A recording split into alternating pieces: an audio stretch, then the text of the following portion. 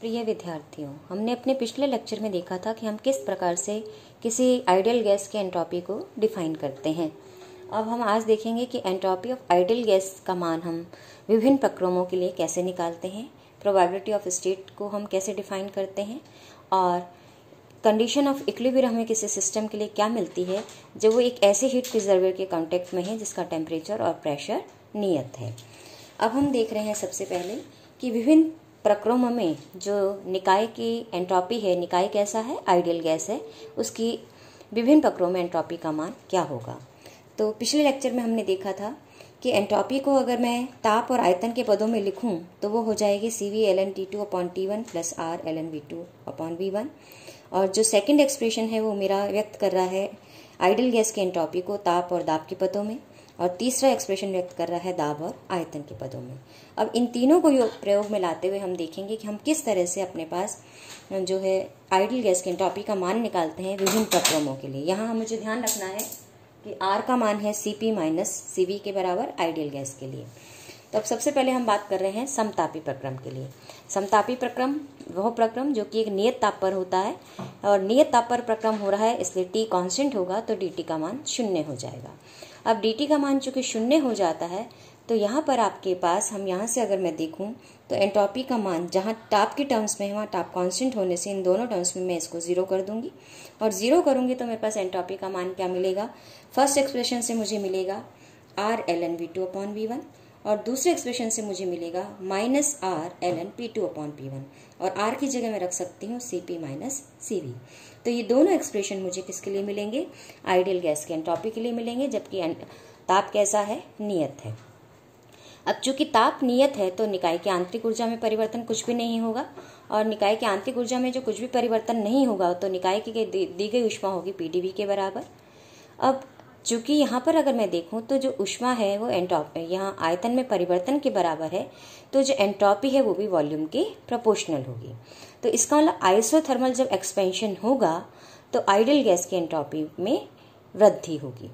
अब दूसरी चीज हम देख रहे हैं समदाबी प्रक्रम के लिए क्या होगा, आइसोबारिक प्रोसेस के लिए क्या होगा। और आइसोबारिक प्रोसेस वो प्रोसेस है जिसमें प्रेशर क्या रखा जाता है, कांस्टेंट रखा जाता है। अब जब प्रेशर कांस्टेंट है तो आपके पास, हमारे पास ये नियत प्रेशर पर है तो यहाँ पे P2 और P1 का मान बराबर हो जाएगा, और P2 और P1 का मान बराबर तो ln1 0 हो जाएगा आपके पास। इसी तरह यहाँ पर भी आपके पास से फर्स्ट टर्म 0 हो जाएगी, तो इक्वेशन 2 और 3 से मुझे मिल जाएगी एंट्रोपी आइडियल गैस की मिलेगी टेम्परेचर के टर्म्स में इक्वेशन 2 से, और इक्वेशन 3 से मिलेगी मुझे एंट्रोपी वॉल्यूम के टर्म्स में। तो यहाँ पर ये दोनों टर्म्स हमने दिखा रखी हैं। तो इसका मतलब जो इंक्रीज इन टेम्परेचर है, इस समीकरण से मुझे दिख रहा है जो इंक्रीज इन टेम्परेचर है वो एंट्रोपी की इंक्रीज को व्यक्त करेगा। तो अब यहाँ पर अब तीसरे प्रक्रम हम देख रहे हैं, तीसरा प्रक्रम वो है समायतनिक प्रक्रम। समायतनिक प्रक्रम का मतलब जिसमें आयतन नियत है, नियत आयतन पर जो प्रक्रम हो रहा है वो समायतनिक प्रक्रम है। अब समायतनिक प्रक्रम के लिए अगर मैं देखूं तो इक्वेशन 1 से मेरे पास ये मान 0 हो जाएगा, तो मुझे मिल जाएगा CV ln T2/T1, और इक्वेशन 3 से मुझे मिल जाएगा, चूंकि वॉल्यूम कांस्टेंट होने से ये मान 0 होगा तो इसलिए CV ln P2/P1। तो यहाँ पर आपके पास जो मुझे मिलेगा मान, उसको अगर मैं देखूं तो समायतनिक प्रक्रम के लिए मेरे पास हो जाएगा यहाँ से मान समायतनिक प्रक्रम के लिए CV ln T2/T1, और थर्ड इक्वेशन से मुझे मिलेगा CV ln P2/P1 के बराबर। अब यहाँ पर पुनः यहाँ पर एंट्रोपी किस पर दिख रही है, मुझे निर्भर ताप पर निर्भर दिख रही है। तो जैसे जैसे ताप में वृद्धि होगी यहाँ पर भी मुझे दिख रहा है कि एंट्रोपी में वृद्धि होगी। अब यहाँ से हम चलते हैं आगे और देखते हैं रुद्धोष्म परिवर्तन के लिए आइडियल गैस की एंट्रोपी क्या होगी। रुद्धोष्म परिवर्तन हम जानते हैं वो परिवर्तन है जिसमें ना तो हम ऊष्मा देते हैं और ना ही ऊष्मा लेते हैं। तो डेल्टा Q का मान जो है वो 0 हो जाएगा, और जब डेल्टा Q का मान 0 होगा तो आपके पास चेंज इन एंट्रोपी 0 हो जाएगा, और चेंज इन एंट्रोपी 0 होने का मतलब ये है कि S2 का मान S1 के बराबर होगा। और चूंकि यहाँ हम देखते हैं डेल्टा Q का मान 0 है, इसलिए चेंज इन जो इंटरनल एनर्जी है वो work done by the system के बराबर होगी, और चूंकि dq 0 है इसलिए आपके पास इंटरनल एनर्जी में भी कोई चेंज नहीं होगा। तो ये था आइडियल गैस की एंट्रोपी। हम डिफरेंट प्रोसेसेस के लिए हम किस प्रकार से देते हैं। और मुझे ये दिख रहा है कि आइसोथर्मल एक्सपेंशन में एंट्रोपी गैस की क्या हो जाएगी, इंक्रीज हो जाएगी। अब हम देखते हैं कि प्रोबेबिलिटी ऑफ अ सिस्टम क्या होगा जब हम कहते हैं कि वो सिस्टम किस में है, इक्विलिब्रियम में है। अब किसी भी निकाय जो हम मान रहे हैं, किसी भी निकाय की जो स्थूल अवस्था का जो प्राचल है वो हमने मान लिया x है। तो निकाय के लिए जो बाह्य प्राचल का मान जब x से dx के मध्य होता है तो उसकी असेसिबल स्टेट्स की संख्या ओमेगा x से दी जाती है, और एंट्रोपी का जो मान है हम लिखते हैं kb ln ओमेगा के बराबर। और जो निकाय की किसी अवस्था में भी होने की जो प्रायिकता है, कब, जबकि पैरामीटर क्या है, एक्सटर्नल पैरामीटर कितने से परिवर्तित हो रहा है, x से dx के मध्य परिवर्तित हो रहा है। तो जो प्रायिकता है वो निर्भर करती है असेसिबल स्टेट्स पे। तो यानी probability of any state will be proportional to accessible state corresponding to that states. तो यानी px is proportional to omega x। अब ओमेगा x के प्रोपोर्शनल है, ओमेगा x का मान यहाँ निकाय की एंट्रोपी का जो मेरे पास सूत्र है उससे मैं निकाल सकती हूँ। तो मुझे मालूम है कि ln ओमेगा x का मान हो जाएगा s अपॉन kb के बराबर। अब इसका इन्वर्स फंक्शन लेती हूँ तो ln का इन्वर्स फंक्शन एक्सपोनेंशियल होता है, इसका एक्सपोनेंशियल फंक्शन मैं यहाँ लूंगी तो इन्वर्स फंक्शन लेने पर ये सिर्फ ओमेगा x बच जाएगा, और ये हो जाएगा एक्सपोनेंशियल sx अपॉन kb के बराबर। इसका मतलब जो प्रोबेबिलिटी है किसी भी अवस्था की, कि निकाय की किसी भी अवस्था x में होने की जो प्रोबेबिलिटी है वो हो जाएगी ओमेगा x बराबर एक्सपोनेंशियल, यहाँ हमने मान रख दिया है ओमेगा x का, और ओमेगा x का मान है आपके पास एक्सपोनेंशियल sx अपॉन kb। तो यही मान मैंने यहाँ रख दिया है। अब प्रोबेबिलिटी साइन हटाएंगे तो एक कांस्टेंट आएगा।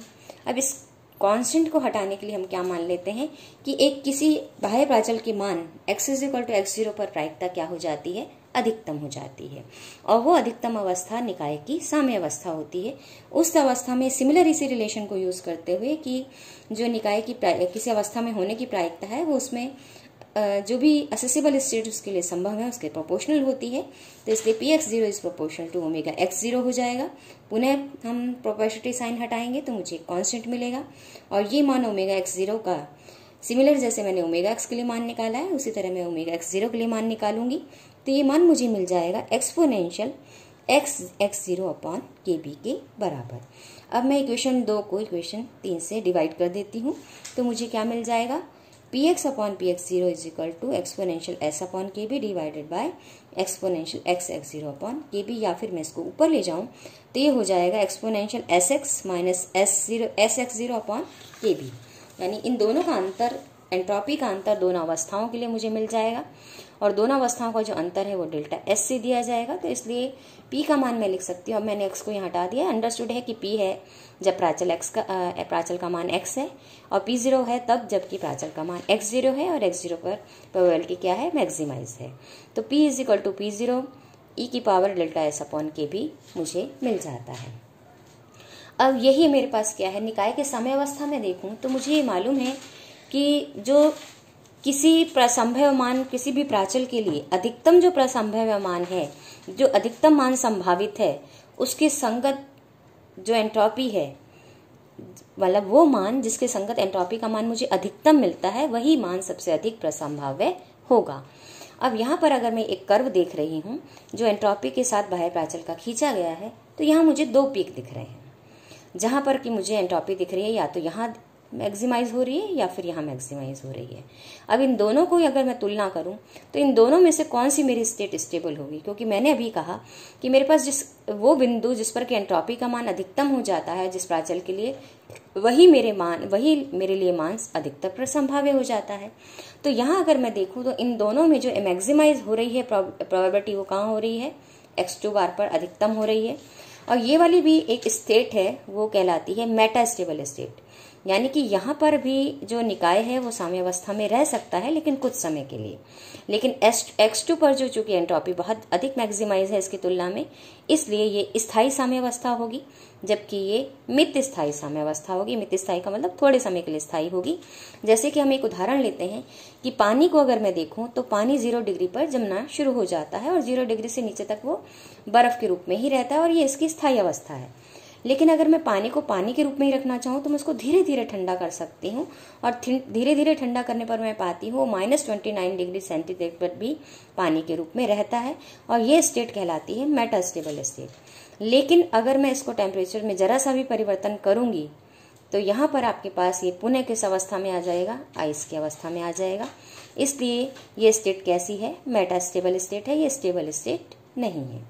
तो यहाँ पर हम विलगित निकाय की जो साम्यावस्था की शर्त है वो हम ये कहते हैं कि अधिकतम प्रसंभाव्य अवस्था वही होती है जिसमें एंट्रोपी का मान क्या हो जाता है, मैक्सिमाइज हो जाता है। अब हम आगे चल रहे हैं और देखते हैं कि इन्हीं साम्यावस्थाओं की शर्त को यूज करते हुए और ये मानते हुए कि प्रोबेबिलिटी जो है वो P = P0 exponential delta S upon KB से दी जाएगी। हम देखते हैं कि हमारे पास एक निकाय है और मैंने उसको क्या किया है, एक हीट रिजर्वोयर के कांटेक्ट में रखा है। और ये ऊष्मा भंडार कैसा है, ऊष्मा भंडार का ताप और दाब कैसा है, नियत है। तो यहाँ पर मैंने दो सिस्टम लिए हैं, A और A'। अब यहाँ पर A तो मेरे लिए निकाय है, लेकिन A' दूसरा निकाय होने के बजाय मैंने उसको क्या ले लिया है, एक हीट रिजर्वोयर ले लिया है, एक ऊष्मा का भंडार ले लिया है। और इन दोनों से मिला हुआ जो निकाय बनता है A' संयुक्त निकाय, वो कैसा है, विलगित निकाय है, आइसोलेटेड है। उसका एनवायरनमेंट से कोई भी ऊष्मा का आदान प्रदान नहीं है, यानी जो आपस में आदान प्रदान है वो निकाय और भंडार के मध्य है। अब इस भंडार का चूंकि ताप और दाब मैंने नियत मान लिया है, और ये भी मैंने देखा था अभी इससे पहले वाले लेक्चर्स में कि जब दो निकायों के मध्य अनुन्य क्रिया होती है तो साम्यावस्था में दोनों निकायों के ताप और दाब बराबर हो जाते हैं।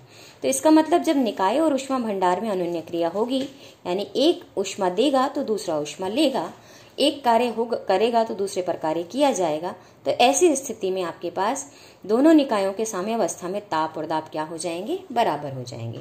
और चूंकि भंडार का ताप और दाब मैंने नियत माना है, इसलिए साम्यावस्था में निकाय का भी ताप और दाब कैसा हो जाएगा, भंडार के बराबर ही हो जाएगा और नियत हो जाएगा। अब लेकिन एक बात ध्यान मुझे यहाँ रखनी है कि निकाय ने अगर भंडार पे कार्य किया तो भंडार चूंकि बहुत बड़ा है और उसके दाब तब निकाय के द्वारा इस पे कार्य करने पे भी इसके दाब में कोई परिवर्तन नहीं होगा। लेकिन अब हम मान लें कि इन दोनों के मध्य क्या हो रहा है, अत्यंत सूक्ष्म प्रोसेस हो रहा है, यानी स्थैतिक कल्प प्रक्रम हो रहा है। तो इस स्थैतिक कल्प प्रक्रम में मान लिया निकाय क्या करता है, भंडार से ऊष्मा लेता है, यानी भंडार इसको ऊष्मा दे रहा है और निकाय ऊष्मा ले रहा है। अब हमने क्या माना, चूंकि निकाय ऊष्मा ले रहा है इसलिए वो धनात्मक मानी जाएगी, और जो भंडार ऊष्मा दे रहा है वो मानी जाएगी ऋणात्मक, यानी क्योंकि उसके द्वारा भंडार की हम ये मानेंगे कि ऊष्मा में कमी आएगी। अब चूंकि हम जानते हैं संयुक्त निकाय में साम्यावस्था में अभी हमने देखा तब आएगी जबकि एंट्रोपी मैक्सिमाइज हो जाती है, और ये ऊष्मागतिकी का द्वितीय नियम भी है। तो आपके पास दोनों निकायों के मध्य जो एंट्रोपी का परिवर्तन है, यानी डेल्टा S' अगर मैं लिखूं संयुक्त निकाय के लिए एंट्रोपी का परिवर्तन अगर मैं लिखूं तो वो हो जाएगा निकाय A के लिए एंट्रोपी में परिवर्तन प्लस निकाय A' के लिए एंट्रोपी में परिवर्तन, और ये परिवर्तन निकाय की साम्यावस्था के लिए ग्रेटर देन और 0 के बराबर होगा। ऊष्मागतिकी का द्वितीय नियम यही कहता है कि प्रक्रम अगर कहीं हो रहा है तो टोटल एंट्रोपी में या तो वृद्धि होती है या वो वही रहती है, इसलिए डेल्टा S' का मान ग्रेटर देन या इक्वल टू 0 होगा, यानी delta S plus delta S' का मान ग्रेटर देन और इक्वल टू 0 होगा। अब यहाँ पर मैं S' का मान लिख सकती हूँ क्योंकि S' मुझे डेल्टा S' मालूम है, डेल्टा Q' अपॉन T' होगा, क्योंकि भंडार का ताप क्या है, T'। अब चूंकि भंडार ने ऊष्मा Q दी है इसलिए मैं उसको माइनस Q से यहाँ पे निरूपित कर रही हूँ। तो डेल्टा S' का मान हो जाएगा माइनस Q अपॉन T' के बराबर।